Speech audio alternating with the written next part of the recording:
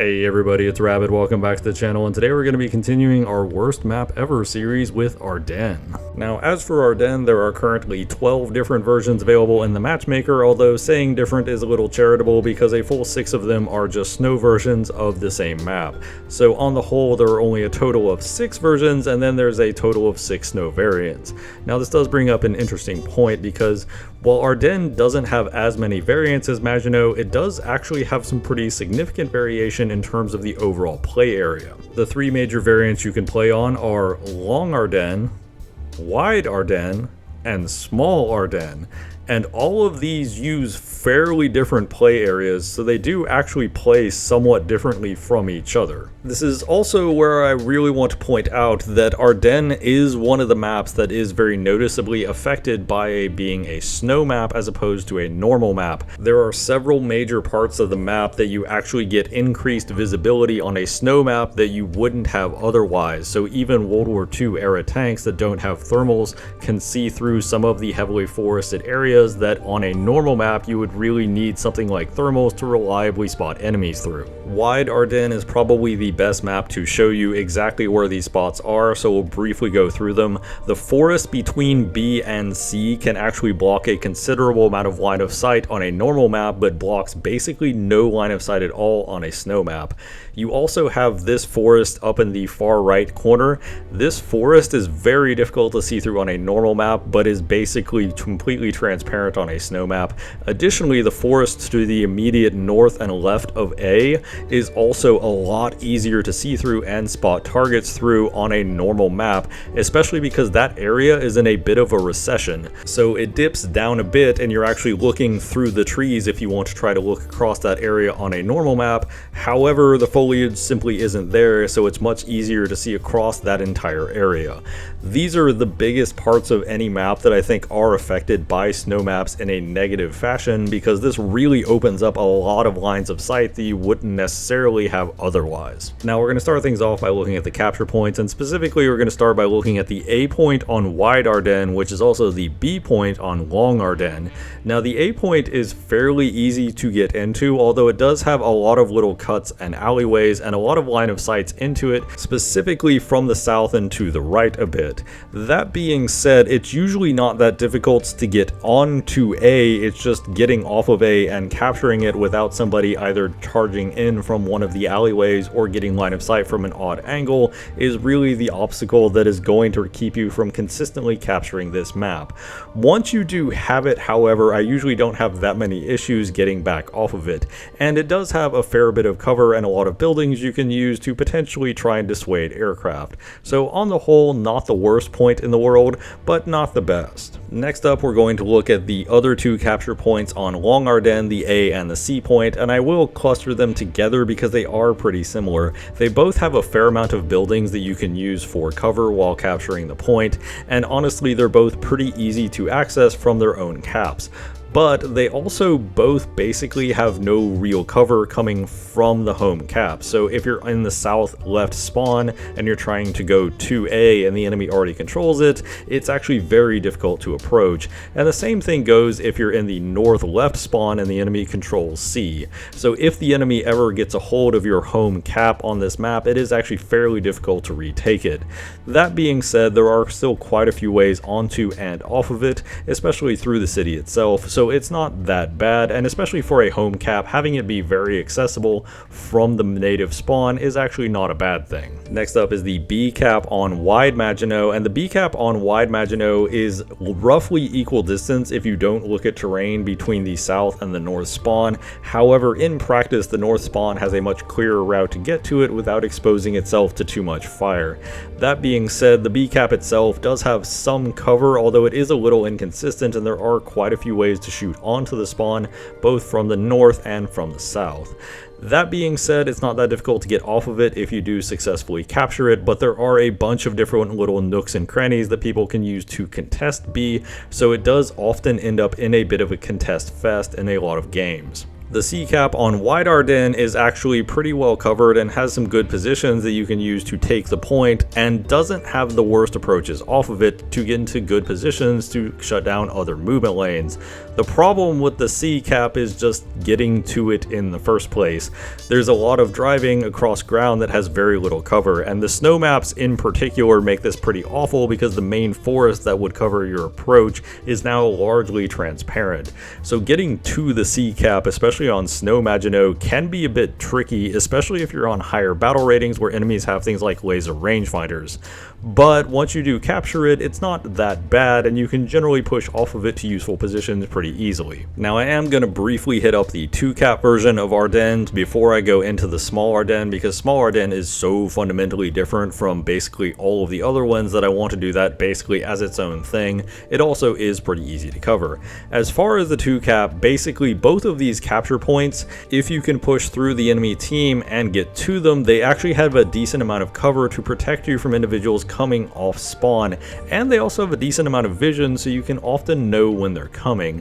The only real issue is, of course, you are closer to the enemy spawn, and there are quite a few flanking routes that are difficult to cover while you're capturing the zone. But these are not the worst zones in the game to try and capture if you see the opportunity to do so, and doing so can apply pressure to the enemy team. So it's not a bad idea to have in the back pocket, although as with all other 2-caps, I generally wouldn't recommend going for it right away. Now as far as the major movement lanes to be aware of on Long Ardennes, the big thing to remember is that going straight through the city is obviously the most straightforward movement lane, and it's the one that a lot of people are going to be doing, even if some of them are not necessarily taking the most direct route possible. That being said, one of the major problems with Long Ardennes, at least in terms of flank routes, is that you're kind of discouraged from doing what I call a soft flank, where you simply try to wrap around a building or two, and encouraged to do a very long flank. Because if you look at the positions on these flanks, you have basically the city, and then you have a lot of open ground that enemies can easily get line of sight to you. So if you try to do a soft flank and somebody else went a lot further out, you will easily get shot in the back. Generally speaking, if you're on Long Ardennes, I would highly recommend, if you're trying for a flank, to go as wide as possible in any direction to reduce the likelihood of somebody simply getting behind you. On Wide Ardennes, it is a similar story as Long Ardennes, but not necessarily to the same degree. Obviously, you'll have a bunch of people going straight from spawn to the B cap, and people going straight from spawn to A or C cap, and then of course you will have some people wrapping even further around outside. However, generally speaking, this map is not as pronounced in terms of the advantage you get for going on a very long flank, so softer flanks where you don't necessarily go all the way around the map are a lot more viable. Now, as far as the power positions on Long Ardennes, the big ones you have on the left-hand side are this forest right here, and also this row of houses. The forest has a nice hill that you can use the third-person camera to see over, and the houses, obviously, you can use the third-person camera to see around the corners. And this creates a scenario where it's very easy to be driving out in this open area and not realize that you're spotted by one or more enemies who, as soon as you're not paying attention, peek around and shoot you. This makes this part of the map a bit of a shooting gallery. The right hand side of the map does have one hill immediately to the right of B right here that is mostly just a power position for the north spawn. The south spawn can technically use it, but it's a little more difficult. Additionally, you have one last power position to the south and right of B between these houses right here. This power position can actually look onto the B point and take out anybody that is trying to cross that hasn't outflanked you. On the wide version of Maginot, the power positions on the left hand side are still very much there. However, the traffic on that side of the map is significantly reduced, so while you do have to be aware of somebody using the third-person camera to peek over a hill or around a house and that will just ambush you, it's not quite as common. The hill between A and B, however, is absolutely more dominant in this version of the map because you're using more of the map itself. Additionally, immediately to the north of C, there is another hill that can overlook most of the area going from the north spawn to basically anywhere, so taking C for the north spawn is fairly important, if for no other reason than to keep your enemy from using that position. There is one other position immediately to the south and left of C that can be used by the north spawn to likewise shut down movement lanes from the south spawn. Now, as far as overall strategies on Long Ardennes, the big thing to remember is that if you have a vehicle that is fairly versatile or a vehicle that has good armor, you mostly want to fight in and around the city itself. The city itself offers a lot of avenues and a lot of ways to flank, but also a lot of positions to hull down, brawl with opponents, or simply use your armor to bully people out of position. So in general, if you do have a vehicle that can pull it off, you do want to go straight up the middle. The other thing I would note about Long Maginot in terms of positioning is that if you have a sniper, you definitely want to stick to the left-hand side of the map. The left-hand side of the map probably offers you the most consistent long-range sightlines, and generally speaking, it is rare for people to not go this way on the specific variant. However, if you want to do a flanking vehicle, the left-hand side of the map is probably one of your weakest options simply because of how long the lines of sight are and how easy it is for you to get caught out. I would broadly recommend, if you do have a small, light, and annoying vehicle, either trying to get lost in the city and make your opponents try to root you out, or alternatively going around to the right-hand side where you have a lot more opportunities to conceal your vehicle and stay out of line of sight while you set up good flanking shots. Wide Maginot actually has a few pretty interesting dynamics that interact with each other in a fairly unusual way. One of the big dynamics is that the A point is almost completely useless. It actually offers very little value on this version of the map because you can't see onto B and you also can't see onto C, and you can easily be shot from B or C. The other problem with the A cap is that if you want to move to the B cap, you're basically driving in front of the enemy spawn, and this often doesn't end particularly well. This means that the A cap often has very little value other than basically taking the A cap and then moving to a spawn camp, which is a little questionable. Of course, speaking of spawn camp, this is the time to point out that the south spawn is actually very exposed and can be easily shot at from a lot of different positions if the north spawn has control of the map. This leaves the south spawn in a very awkward position in that if it ever loses map control, it's very unlikely that it has any chance of recovering. That being said, the south spawn does have one major advantage, and this goes to a principle that applies to many War Thunder maps, and that is you start with the top and work your way down. This is also usually how you play in air battles as well. Start with enemies that are at your altitude or higher, and then work your way down because enemies at lower altitude are less of a threat. In ground battles, it's a very similar philosophy because an enemy that is below you, you have the advantage in terms of the third-person camera, and you decide when you take that fight. So you don't even have to take a fight if you don't want to. And it turns out on Ardennes, while the south spawn is very easy to spawn camp, it is also on the high ground, and being on the high ground means it has a much easier time getting to both B and C because it's not moving uphill. And this is the awkward part about the north spawn, because the north spawn spawns behind a hill, likely to prevent spawn camping, but the hill that prevents spawn camping also makes it slower to get out of spawn and get uphill to both B and C. So in general, while the south spawn does have a disadvantage if it loses map control, it does also have an advantage if it ever gains map control. This is what I also referred to in previous videos as idiot balance, where one problem is essentially countered by another problem. In this respect, you should always be trying to seize control of C first because C is the highest point of elevation out of all the capture points, and once you take C, you can push down to B and then eventually to A if you need to. You can also push from C into spawn camps on either spawn.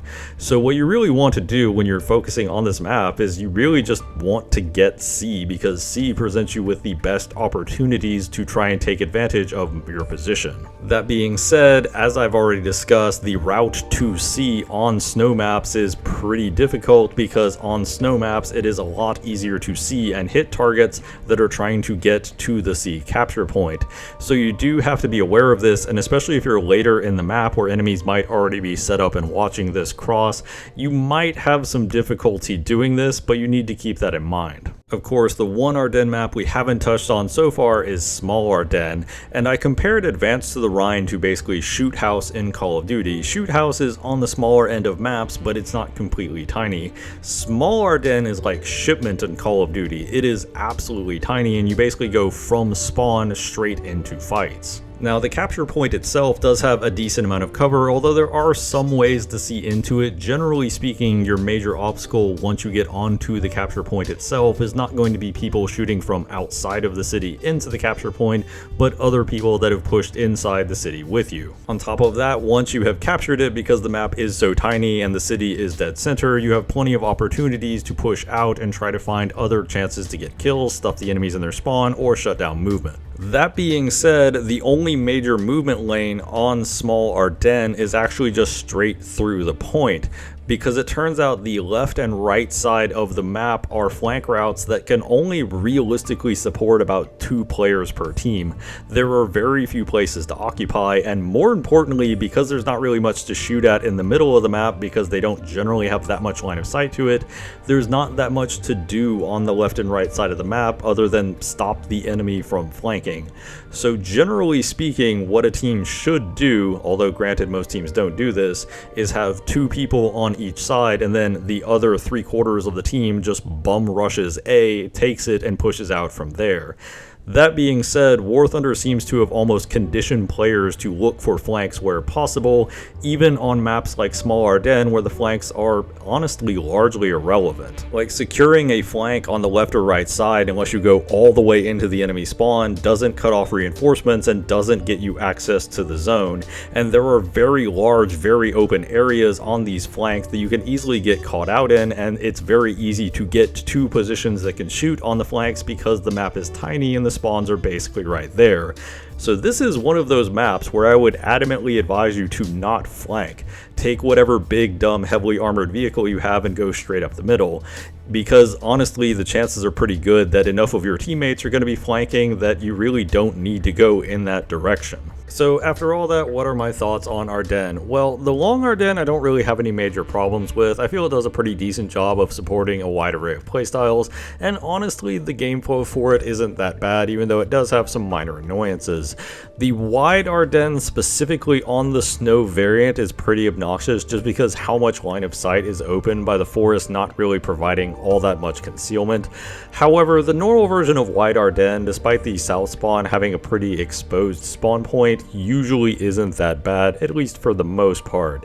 The small Ardennes is a bit of a janky map. If it were more common in the matchmaker, I might legitimately hate it, but because it comes up pretty infrequently, and also it is a nice change of pace from the other matches you have in the matchmaker, I don't particularly mind small Ardennes that much, but that does come with a pretty big asterisk that I usually don't see it more than maybe once a night. Of course, that's just my takes on it. What do you think of the Ardennes map? Do you love it? Do you hate it? Please let me know in the comments down below. I always love to hear from you guys. If you liked the video, found it enjoyable, entertaining, please leave a like and subscribe. That always helps out the channel. As always, danke bitte, tschüss.